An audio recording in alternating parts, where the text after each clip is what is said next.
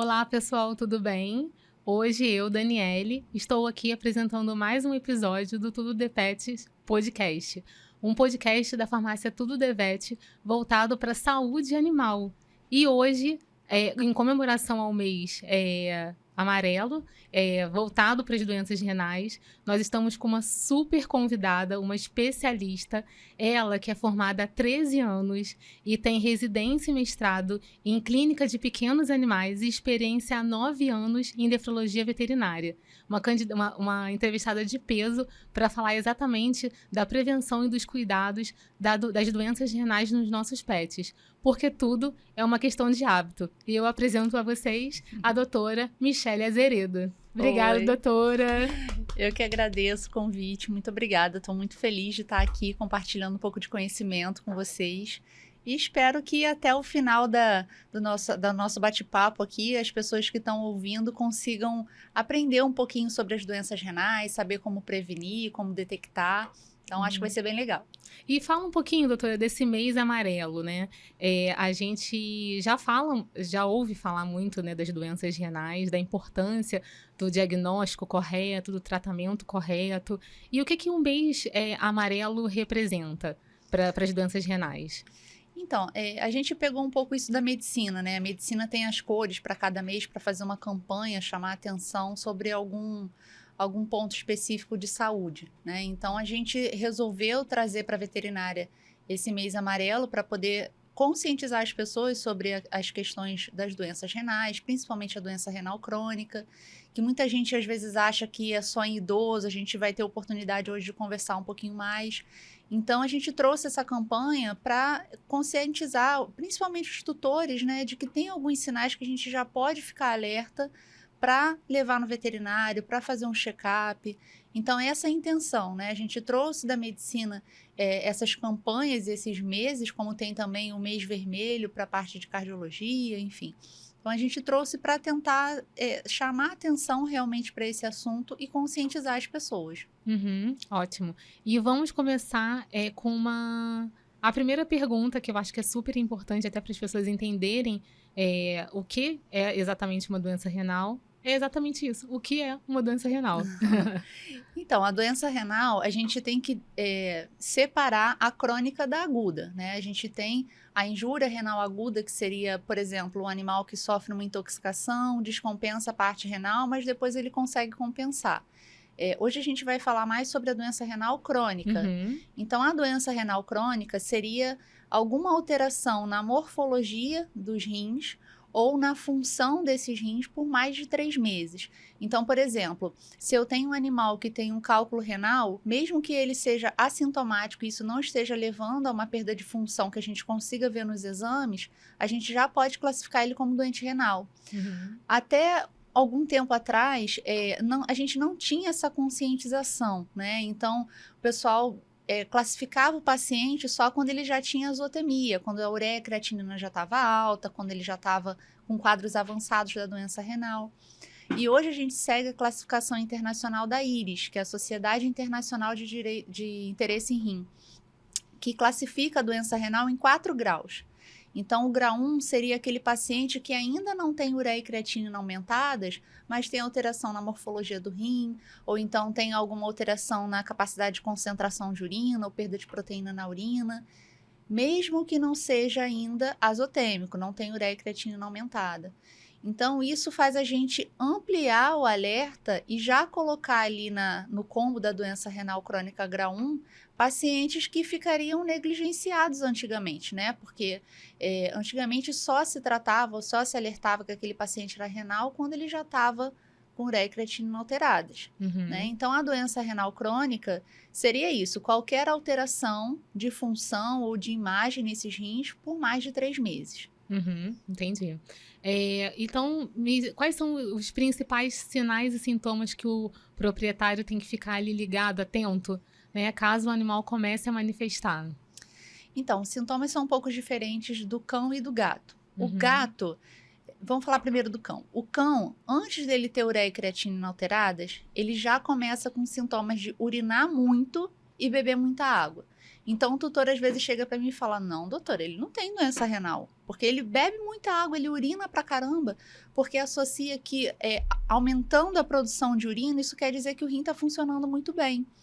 E, na verdade, não, né? Porque na medicina humana, o homem com doença renal, ele tende a ir parando de produzir urina, tende a ir entrando em oligúria.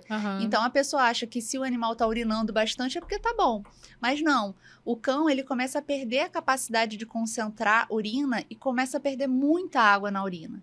E aí ele tenta beber mais água para repor o que ele está perdendo. Então, para o cão, um dos primeiros sinais seria urinar mais e beber mais água, que é a poliúria e polidipsia. No caso do gato, o gato ele é muito elegante até para ficar doente, né? Então, muitas vezes a gente só vai ver uma perda de peso, uma falta de apetite, pode ter vômito esporádico. É mais difícil de se observar algum sinal diferente, né? Sim, porque o gato ele esconde muito sintoma, né? E qualquer coisa que aconteça com o gato, ele vai expressar parando de comer, ficando mais prostrado. São sinais inespecíficos, né? Então, ficar sempre de olho nisso, principalmente no cão, poliúria e polidipsia, que é urinar mais e beber mais água, e no gato, começar a ter perda de peso, falta de apetite, vômito esporádico, que são sintomas do cão também, mas numa fase mais avançada. Nossa, como esses sinais são importantes, né? Sim. Porque exatamente, às vezes a gente tem aquela intenção, né, aquela intuição de que eles estão, tá bebendo bastante água, né, então tá ótimo, tá né? ótimo, igual humano, né, bebe 1 litro de água, Sim. tá super bem, tá com os rins super funcionando e na verdade é um alerta. Sim, né? sim. Assim, não que a gente tenha que evitar que eles bebam muita água, não, é só ficar atento. E assim, é até um mecanismo deles compensarem a perda urinária, então deixa beber bastante água, isso é bom, mas isso pode significar uma alteração importante na função renal. E existe alguma influência com a idade? Uma vez eu li que mais de 30% dos gatos com mais de 15 anos vão manifestar doença renal. Isso é verdade? Assim, eu não sei muito bem como que tá agora a casuística, né, geral, mas a gente sabe que a doença renal crônica ela é muito mais frequente no idoso. Mas a gente não pode colocar isso como regra, porque muitos pacientes, até bebezinhos, né, de meses, já têm uma doença renal juvenil. Já nasce com algum padrão hereditário ali, com doença renal avançada. Então, sim, a maioria vai ser idoso, né? E é difícil ver algum gato idoso que não tenha doença renal, até porque para mim só vai chegar renal, né? Mas é bem difícil a gente ver, assim, um gato idoso ou até mesmo, mais acho que gato, né? Que não tenha nenhuma alteração renal. Mas a gente não pode descartar os filhotes, tá? Os filhotes, os animais adultos maduros ou adultos jovens, eles também podem ter doença renal crônica. Existe algum fator de risco, fatores de risco importantes para o desenvolvimento da doença? Sim, a gente tem a questão do padrão hereditário, né? Então, tem algumas raças que têm predisposição a ter doença renal crônica.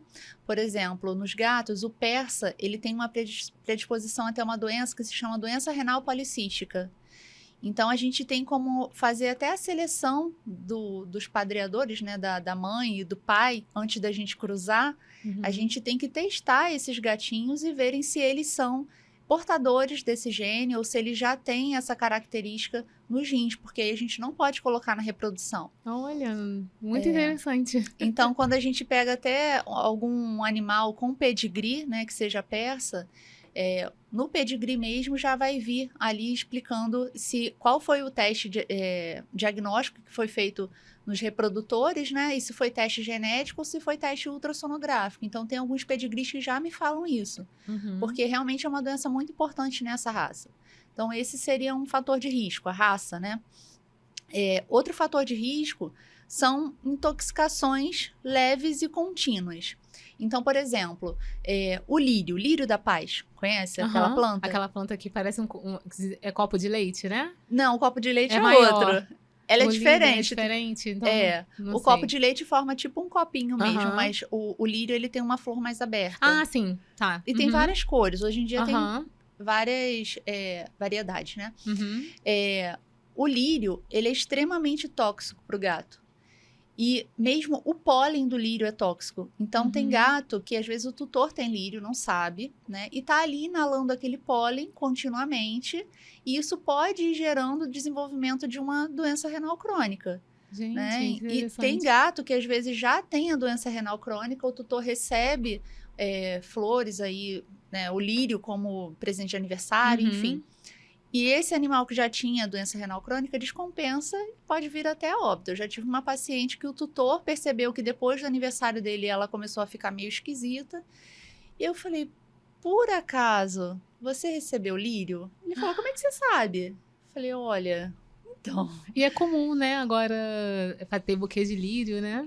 Olha, lá em casa não passa nem perto, então pra mim... Pra eu quem já não aviso, conhece, né? Agora, pra quem tem pet, vai ficar...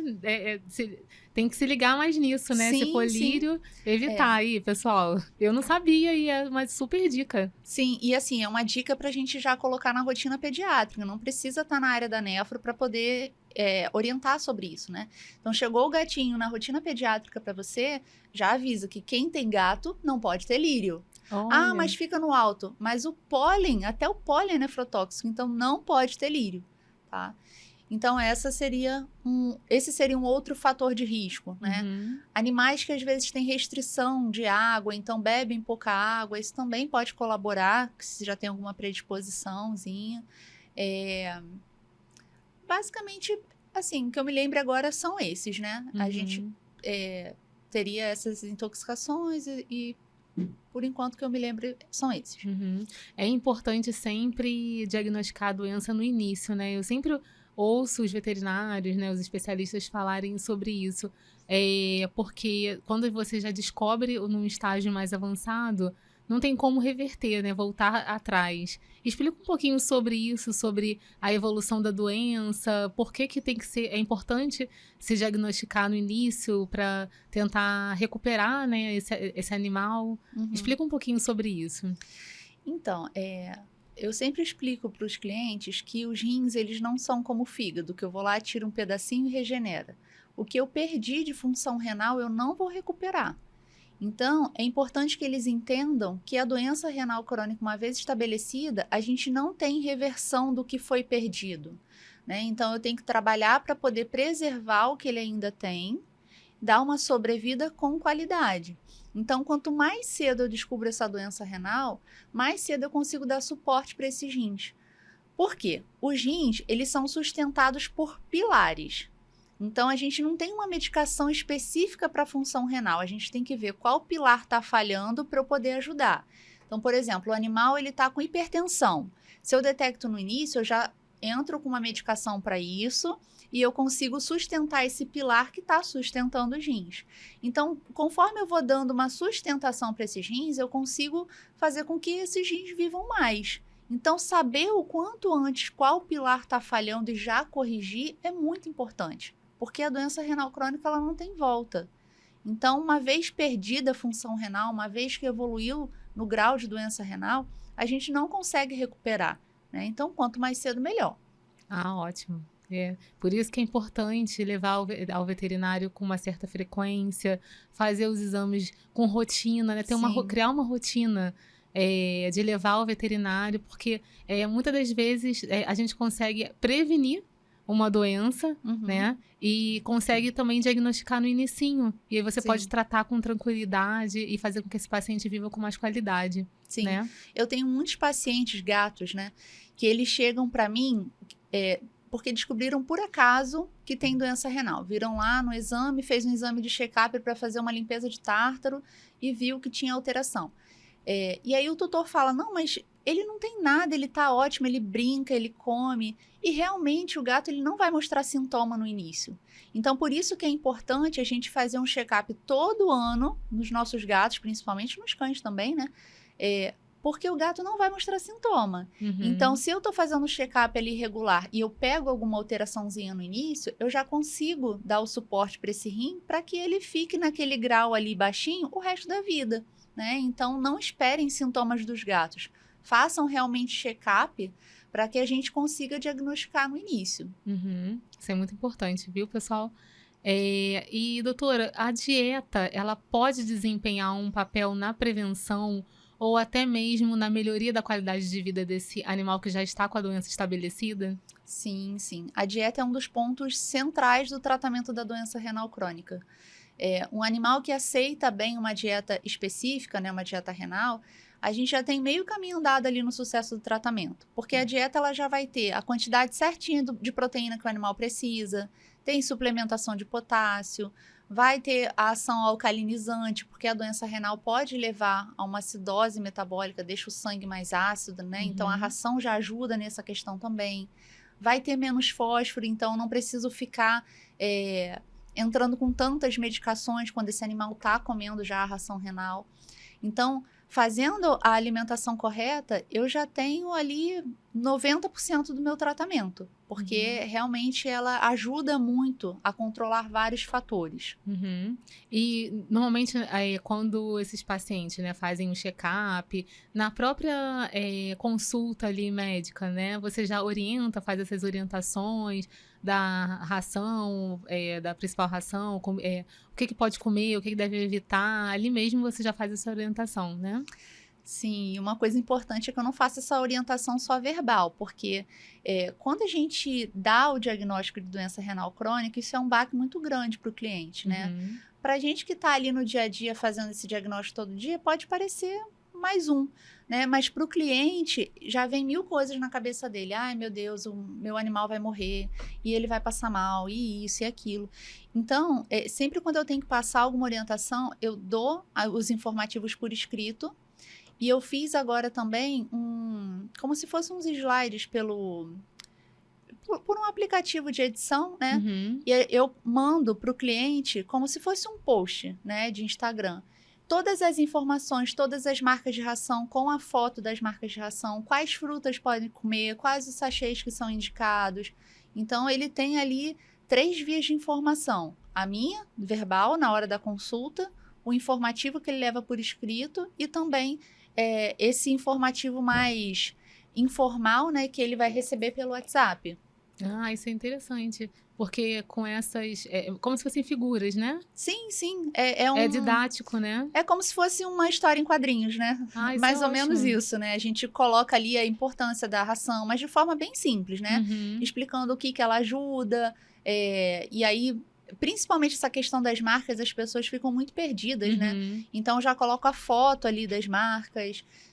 Então, isso ajuda. E lembrando também que o doente renal crônico, ele não precisa ficar restrito só à ração renal. A gente hoje tem os nossos especialistas aí na parte de nutrição. Isso aí. Então, a gente pode também encaminhar para o colega que faça uma alimentação balanceada para aquele nefropata, o que muitas vezes ajuda muito na questão da aceitação, né? Porque a comidinha caseira, geralmente eles aceitam melhor, principalmente o cão. Então, não é só a ração, a gente também tem a dieta natural sempre formulada por um veterinário. Sim, com certeza, isso é muito importante. A gente já veio em outros episódios falando da importância da alimentação natural e você pode balancear, tem hoje os suplementos que são tão importantes para complementar aí essa comida, né, que você pode intercalar com a ração, mas sempre, sempre com a orientação do médico veterinário. E hoje já existem especialistas na nutrição animal, né, que é tão importante, e a gente sabe que hoje prevenir e retardar a progressão das doenças é muito importante, né, para você prolongar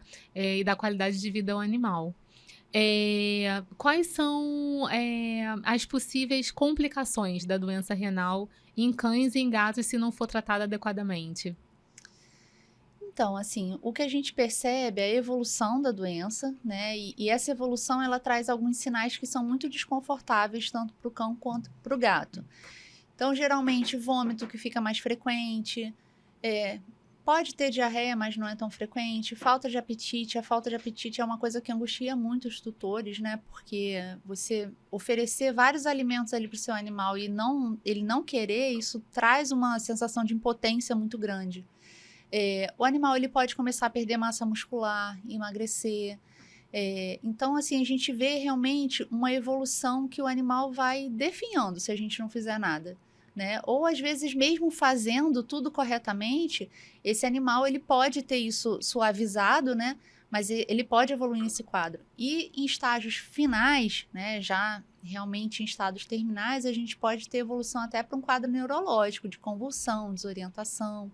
né? Então, quanto mais cedo a gente começar a corrigir isso, melhor, para não chegar nessa fase. Porque o importante do tratamento da doença renal é tentar estacionar aquele grau ali que o paciente está, né? Lembrando que é do grau 1 ao grau 4, ou pelo menos retardar a passagem dele para um outro grau. Para quê? Para que ele viva aí 15, 20 anos e continue no mesmo grau, para que ele não chegue no grau terminal. Eu sempre explico para o tutor que não é porque o animal chegou para mim com grau 1 que ele obrigatoriamente vai chegar ao grau 4. Não, ele pode não chegar a essa fase terminal. E é isso que a gente quer para não ver esses sintomas que realmente são muito tristes, né? Existe alguma raça que tem alguma predisposição genética? Você já falou, já comentou sobre uma raça, mas... O persa, né? Existem outras raças que têm essa predisposição? Sim, a gente tem o Shih Tzu, o Lhasa, com predisposição à displasia renal, né? Que é uma alteração que o animal já nasce com uma disfunção renal ali. A gente tem, deixa eu ver aqui... A gente tem no Shar-Pei a amiloidose renal, né? Então, são animais que têm uma deposição incomum de substância amiloide nos rins e isso também gera uma perda de função rápida, né? Então, são animais que evoluem muito rápido. Todos esses animais que vão ter predisposição genética, eles tendem a ter uma evolução ainda jovens. Muitas vezes chegam na fase terminal antes de 1 ano de idade, né? Então, tem raças que a gente já tem que ficar de olho nisso, né? Deixa eu ver mais qual. A gente tem o Basenji também, que não é uma raça tão comum, que tem uma predisposição à síndrome de Fanconi, que é uma alteração específica tubular. Então, quando eu vejo um Basenji entrando, primeiro que, Basenji, né? Assim, a gente não atende sempre. E aí, quando entra... Tá chegando numa consulta de nefrologia, a primeira coisa que eu penso é síndrome de Fanconi, porque é muito comum de acontecer, né? E essas acho que são as mais comuns. Gente, não significa que você tendo um animal dessa raça vai ter, Sim. Mas deixando claro isso, né? Mas é uma raça que tem mais uma predisposição a ter a doença. Sim. E existe a possibilidade de se prevenir a doença renal? Então, em alguns casos, sim. Então, por exemplo, na história do lírio, a gente tem como prevenir já orientando o tutor na rotina pediátrica. Mas numa predisposição genética, quando você já compra ou adota o filhote, você não tem muito o que fazer ali para evitar que aquele animal tenha a doença renal, porque é uma predisposição genética. O que deveria ter sido feito... teria que ser a retirada dos reprodutores que têm a doença, para não transmitir essa genética. Então, isso que seria o correto. Por isso que a gente fica tão preocupado quando o filhote chega para a gente pergunta, foi canil? Como é que foi? Não, eu comprei numa plataforma de venda, numa OLX da vida, né? E aí não tem nada de histórico dos pais, não viu. Então, isso é ruim porque esses cruzamentos, às vezes, de fundo de quintal, a gente está cruzando animal que tem a predisposição com outro que também tem e a chance do filhote ter uma doença grave é muito grande, né? Então, esse seria um tipo de prevenção também para que os filhotes não desenvolvam, né? É muito importante. Então, a gente já viu que os cuidados nutricionais são super importantes. Conhecer da genética do animal, né? Já antes dele nascer. Sim. Nos pais mesmos é importante. A importância de levar regularmente na consulta ao veterinário, que aí você consegue diagnosticar precocemente a doença. Então, importante aí para depois, na evolução, você retardar a evolução da doença, né? E agora uma pergunta, pessoal até mesmo. O que muda na rotina ali da casa quando você tem um animal que tem doença renal? O que muda na rotina? Agora esse animal não vai poder mais fazer isso? Exercícios, por exemplo, são importantes? Então, exercício é uma coisa que eu sempre peço para continuar, respeitando o limite do animal, né? Porque a gente precisa manter massa muscular. Então, se era um animal que descia para poder urinar, defecar e aproveitava, dava uma voltinha, continua, por favor, continue, porque a gente precisa manter massa muscular. Então, se é um animal que é sedentário, eu peço para começar a fazer exercício, né? Porque a gente consegue dar esse conforto.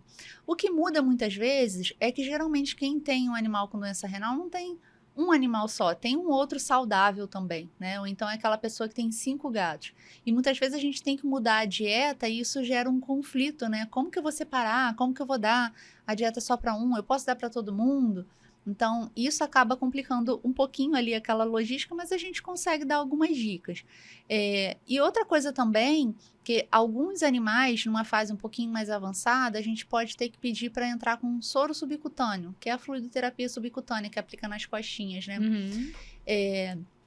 Assim, o tutor ele pode levar numa clínica para poder ficar fazendo, mas como geralmente é um procedimento que vai ser feito a vida toda, a gente aconselha que ele aprenda a fazer em casa. Da mesma forma que a gente aconselha um tutor a aplicar uma insulina no animal que tem diabetes. Uhum. Então, isso também pode mudar um pouquinho da rotina, porque o tutor não consegue mais viajar, porque não tem quem faça, né, o procedimento, ou tem que chamar um enfermeiro, Uhum. ou tem que ter um cat sitter ali para poder fazer as medicações. Então, essa rotina realmente, dependendo do grau que o animal tá, vai mudar. Ah, interessante. Muda completamente, né? Os Sim. cuidados, né, são diferentes. A gente já viu cuidado com a alimentação também, enfim. Então, acaba mudando mesmo a rotina ali.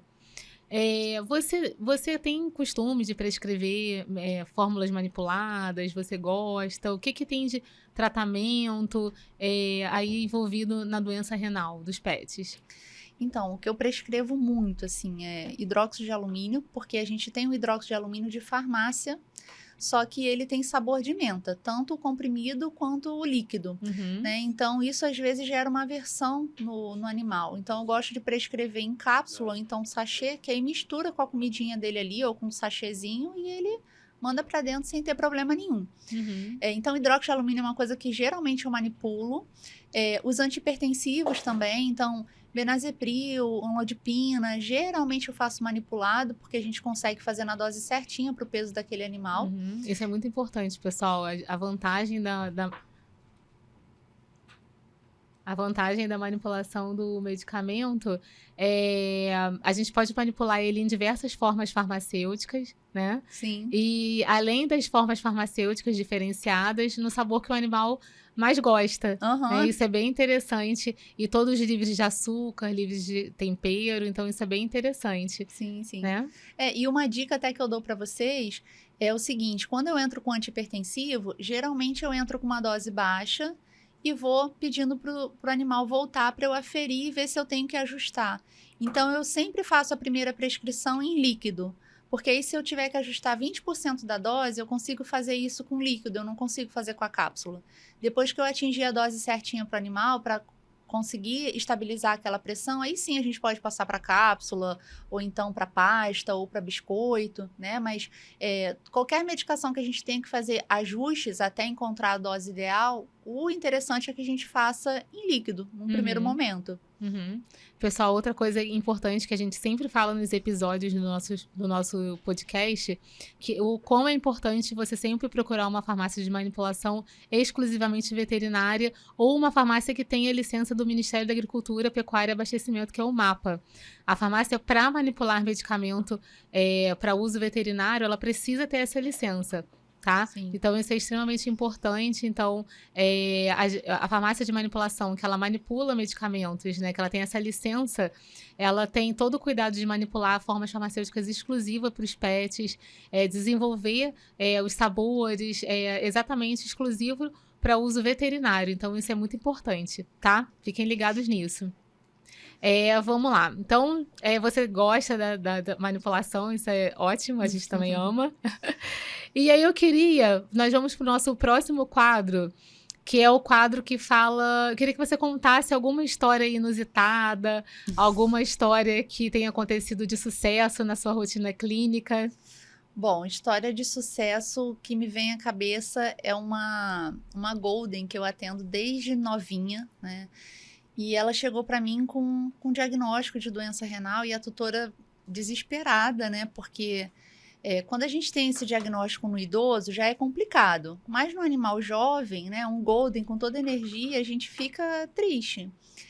E essa Golden, ela tem os rins menores do que os rins de um gato. Ela tem um rim que tem 3,5 centímetros e o outro 2 centímetros. Então, coisas que nem a veterinária explica.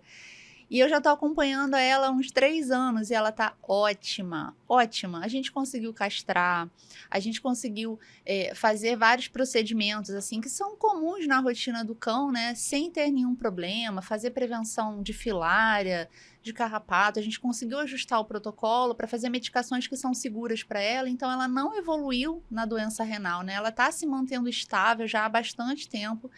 E de uma forma quase que milagrosa, né? A gente sabe Aham. que não é, que é o cuidado, mas eu fico impressionada toda vez que ela vem pra mim, que eu lembro o tamanho dos rins dela, né? Realmente é meio desesperador, mas ela tá ótima. Eu falo pra tutora, não fala pra ela que ela tem doença renal, porque ela não sabe, ela tá feliz, tá contente. E se Deus quiser, ela vai viver ainda muitos anos. Olha que interessante, para você ver como é que o cuidado, né, é Sim. tão importante de levar as rotinas clínicas, né, na rotina da consulta, É, isso o aí, a quanto gente é descobriu importante. cedo, né? Então Aham, a gente conseguiu já entrar ali com cuidado para ela e a tutora cuida muito bem, né? aham. Então, ó, um beijo, Carol, Leona. A importância do diagnóstico precoce e o tratamento certo, né? Sim, sim. Agora a gente vai começar um outro quadro, que é o quadro Verdade ou Mito. Hum.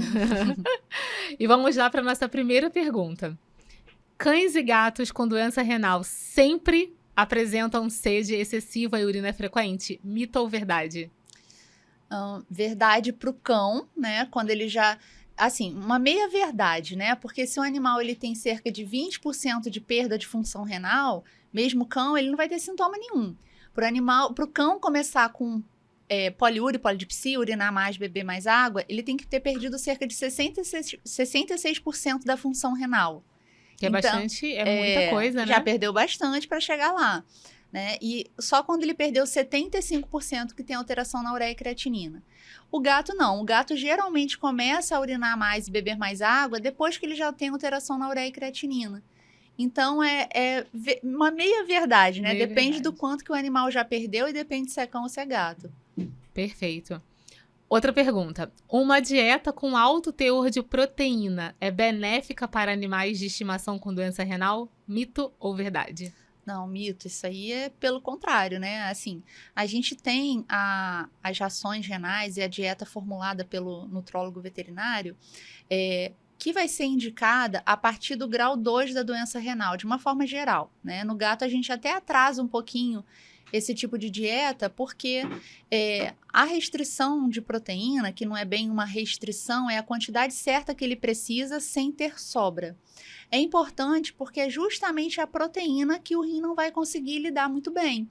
Então, quanto mais proteína a gente coloca, mais no final das contas ela vira ureia, o fósforo aumentado. O que dá o sintoma é a ureia, não é a creatinina. Então, quanto mais alto, mais crises esses animais vão ter, né? Então, na verdade, é um mito e a recomendação é que seja o contrário. Dependendo do grau de doença renal, a gente tem que entrar com uma dieta que tenha menos proteína. Uhum. E aí, às vezes, a gente encontra com tutores que todo dia dão a ração, mas dão com frango, com carne, com atum. Aí É não porque, é adianta. porque eles fazem aquela carinha de pidão. Ah, mas aí você dá uma batatinha, dá uma Aham. cenoura, E os dá outra petiscos? coisa. Aqueles petiscos, pode, tem que ter cuidado. Tudo tem em excesso.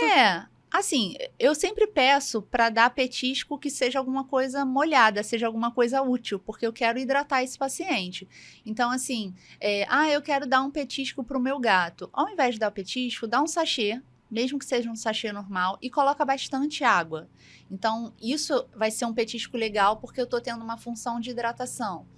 Ah, o cão, ele gosta muito de petisco, ele fica me chamando, dá um pedaço de melão, um pedaço de melancia, ou então você quer colocar alguma coisa para ele que seja, lembre a carne, pega o caldinho da carne que você preparou a sua carne, coloca em cubinho de gelo, né, deixa ali congelar e faz tipo uma água saborizada para ele, Ah, que legal. que é uma E forma aí de hidratar. coloca.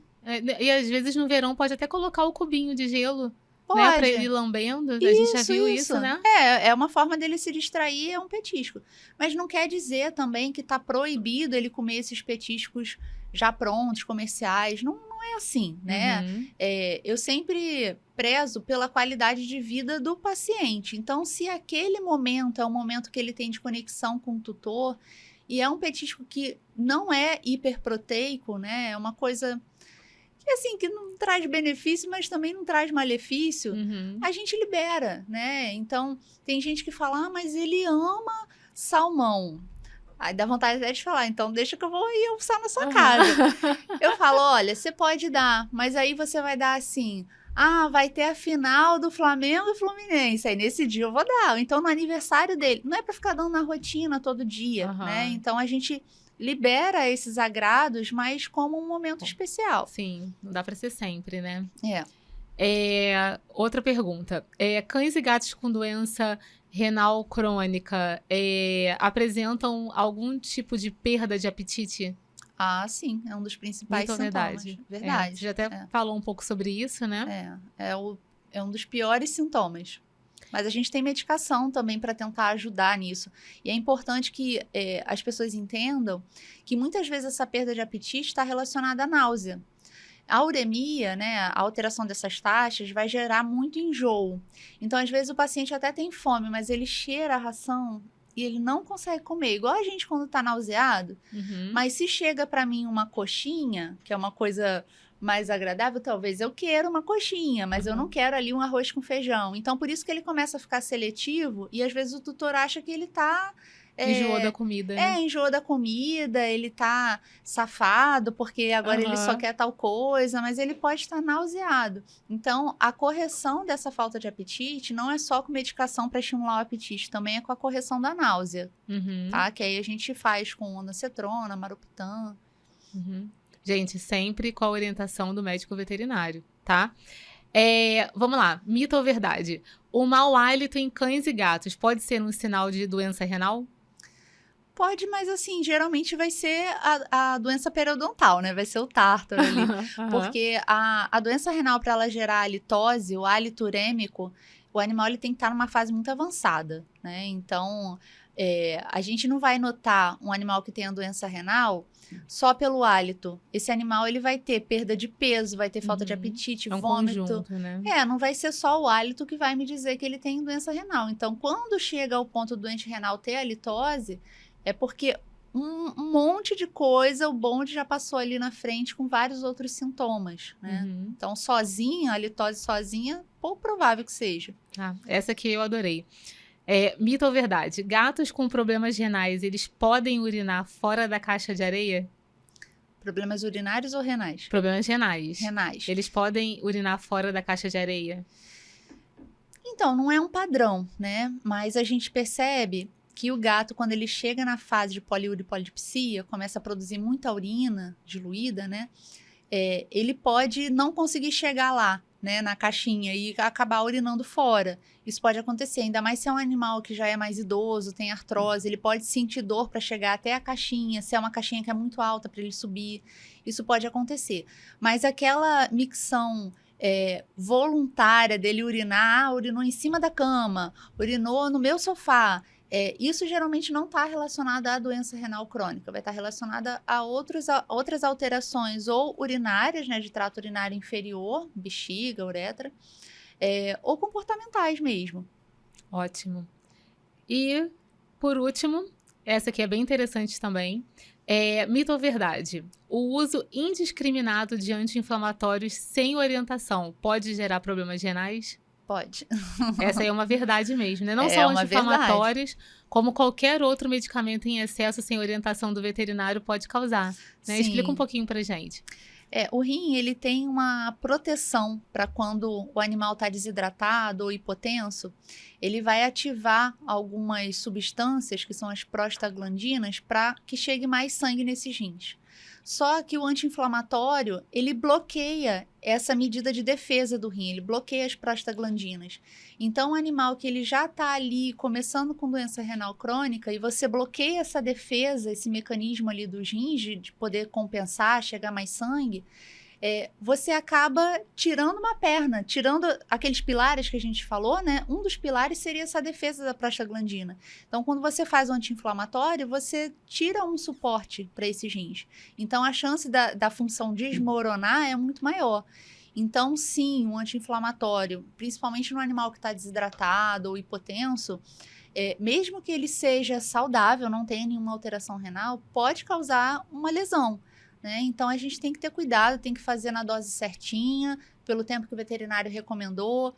Quando for já sabidamente nefropata, a gente tem que fazer, muitas vezes, em subdose, no menor tempo possível, né? Então, tem anti-inflamatórios que são menos prejudiciais do que outros, e aí o veterinário vai saber orientar.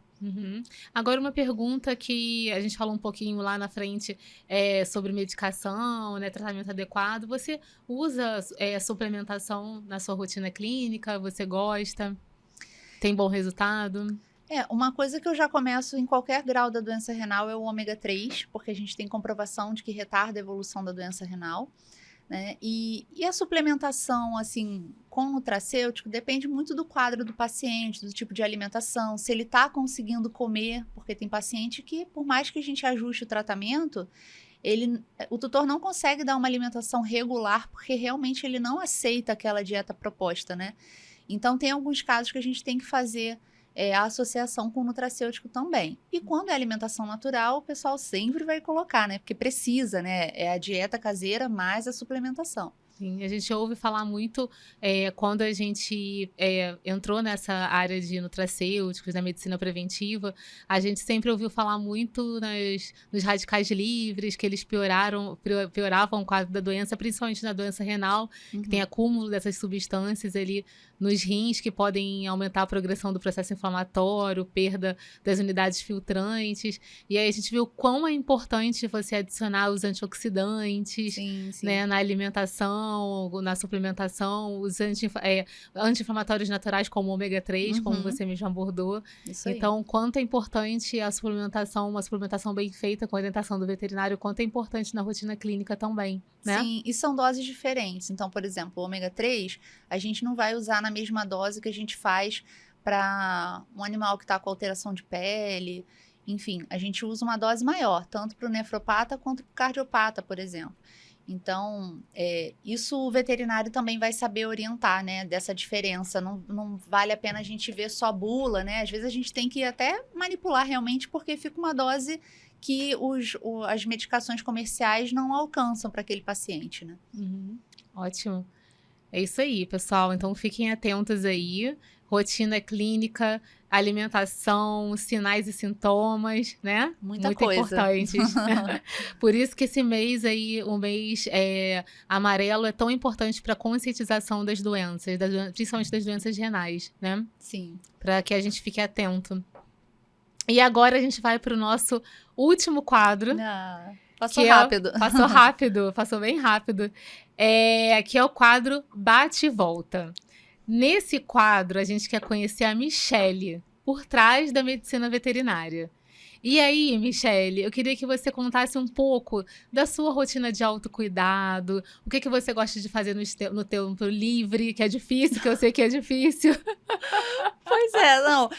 A pergunta de o que você faz fora da veterinária é difícil porque a gente não tem descanso assim, né? A gente é veterinário 24 horas, mesmo quando a gente, às vezes, encontra com os amigos para, sei lá, comer uma pizza. Se for amigo veterinário, a gente sempre vai acabar falando de algum caso, algum mesmo animal. Que não queira, não vou falar. Mas então, eu adianta. atendi um paciente. É sempre assim, sempre assim. Então, é difícil, assim, a gente se desligar, né? Mas eu tento ter uma rotina para não surtar, né? Porque, assim, a nossa profissão é muito pesada.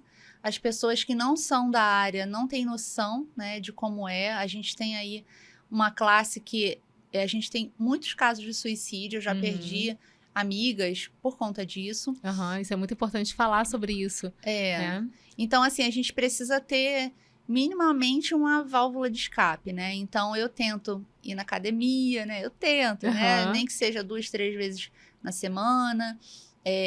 Eu tenho a minha rotina em casa de cuidar das minhas plantas, de cuidar dos meus bichos também, isso também me acalma. Então, são coisas que eu gosto de fazer na minha rotina, nem sempre dá para fazer na quantidade que eu gosto, né? E em casa, eu sou o Pereirão, né? Conheceu aquele personagem? Eu gosto de fazer coisas, assim, de botar prateleira. Trocar o chuveiro. Não, trocar o chuveiro eu já tenho medo, mas assim, de coisas para inventar, de montar, de pintar muro, essas coisas, assim, Não, que a gente e é fica ótimo. assistindo, sabe? De Aham. reforma, faça você mesmo. Ih, esse negócio de faça você mesmo, na pandemia eu gostei disso e não parei nunca mais. Então, eu gosto de fazer essas coisas manuais, né? Pra poder extravasar mesmo. Sim, é ótimo. Acho que a gente precisa manter mesmo a saúde mental. Até para que a gente tenha qualidade para dar amor e trocar com o próximo, né? Então a gente precisa estar bem. E vocês Sim, fazem muito isso, né? A rotina do médico veterinário é essa. É atenção, é carinho, é cuidado. E vocês precisam estar bem para sim. continuar, né? Essa trajetória. Então isso é muito importante mesmo. E você tem algum cuidado com a alimentação? Então, eu tive, assim, eu cheguei num ponto da minha vida que eu estava comendo muito mal, né? E isso me gerou várias consequências, assim, enxaqueca, que eu descobri que estava relacionada a isso. Eu tenho também endometriose, então eu percebi que a alimentação inflamatória poderia piorar esse meu quadro. Eu tenho hipertensão, então eu não fazia nenhum limite para sódio. Então eu comecei a me conscientizar muito, assim, depois que o meu filho nasceu, de que as pessoas falam assim: ah, eu morreria pelo meu filho, mas e viver? Você viveria pelo seu filho? Porque eu quero viver muito tempo com ele, eu quero viver saudável. Então, é por mim, principalmente, mas é também por ele que eu faço exercício para ter uma velhice saudável, que agora eu como melhor, me cuido mais, para que eu tenha uma sobrevida com qualidade, como eu quero para os meus pacientes, né? Não tá do jeito que eu gosto, né? Aham. Até porque a nossa vida é muito corrida, mas eu melhorei bastante essa questão de alimentação. Ah, isso é muito importante. E até mesmo para ser espelho para os nossos filhos, né? Eles precisam ver também na gente que a gente tem essa preocupação em ter a qualidade de vida, até para que eles também tenham Sim, vontade de seguir essa rotina, né? isso aí. E você tem algum pet com doença renal? Essa pergunta é ótima, Tenho, né? tenho. Assim, sempre casa de ferreiro, espeto de pau, né? Aham. Eu tenho a minha gatinha Luna, que tem 18 anos. Eu adotei ela no primeiro período da faculdade e ela tá comigo até hoje. E há uns 2, 3 anos, eu, né, surtei quando descobri, mas eu faço acompanhamento dela e hoje ela já tá, até pela idade também, né, já tá num estágio que requer mais cuidados, tem que fazer o sorinho subcutâneo, né, então eu tenho sim, né, eu tenho uma em casa, eu sei a dificuldade que é muitas vezes a gente conseguir cuidar, né. Ah, é. E quando a gente descobre, né? E você que já tá ali por dentro da doença, tratamento, né? Eu virei engenheira na hora, eu esqueci tudo que eu tinha Eu aprendido. imagino. Liguei para uma amiga, ai meu Deus, o que que eu faço? Ela, Michele, se você não souber, aí fica Aham, difícil, né? aham. Para que você sabe o que tem que fazer. Mas quando é nosso, a gente esquece tudo que aprendeu. Não É, tem jeito. imagino. É um filho, né? É. Faz parte da rotina da família agora, né? Sim, 18 anos, né? 18 Sim. anos ela viveu comigo mais da metade da minha vida, né? Aham. Então, eu nem sei quando ela partir. Eu vou surtar também, com certeza, Eu né? imagino, imagino. Hoje a gente vive, a família pegou o pet para si como um membro da família mesmo, né? Então todo o Sim. cuidado que as pessoas têm com elas mesmas, elas reportam para os pets. E quando isso acontece, o mundo caiu, né? É. E assim, a gente se sente muito impotente também, né? Quando é Uhum. o nosso. Então, por um lado, foi até bom que ela tivesse doença renal, justo ela, né? A minha mais velha, porque a gente passa a ter um pouco da visão do tutor, né? Da dificuldade que do medo que dá. Então, foi importante que eu vivesse essa experiência, né? Uhum. Então, Michele, nós chegamos ao fim. Ah, eu Ah! adorei esse bate-papo.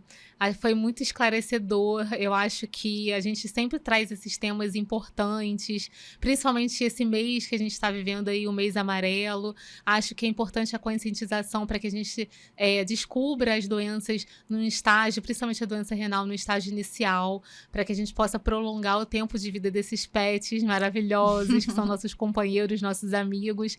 E o Tudo de Pet podcast é exatamente isso, né? Trazer a importância do cuidado, da rotina clínica veterinária, e a gente aborda exatamente esses temas e foi super esclarecedor, assim, eu te agradeço muito por você estar aqui com a gente, aceitar, né, numa plena quarta-feira à noite, aceitar aqui, estar com a gente. Muito obrigada mesmo pelo aceite o nosso convite. Eu que agradeço. Eu gostei muito. Eu tava bem nervosa, né? No início a gente fica bem tenso, mas depois a gente vai se soltando. Eu achei a proposta muito legal, porque é um bate-papo que é leve, né? Então a gente consegue esclarecer as coisas de uma forma que quem está ouvindo não está nem percebendo, mas está absorvendo ali várias informações. E é muito importante, né? Esse canal hoje em dia, hoje é muito importante a gente ter esses outros meios de chegada de informação. A gente não depende mais de televisão, jornal, nada disso. As pessoas querem ouvir a informação de uma forma leve, espontânea, né? E podcast é o que tem do momento, né? Eu também adoro. Então, parabéns também pelo projeto, pela proposta. Muito sucesso para vocês. Obrigada, doutora. Um prazer te receber. Pessoal, esse foi mais um episódio do Tudo de Pet Podcast. Fiquem atentos, sigam a gente nas redes sociais, no nosso canal no YouTube. Ative o sininho, que você vai receber as notificações para os próximos episódios também. Foi um prazer ter vocês aqui conosco e fiquem ligados, porque tudo é uma questão de hábito.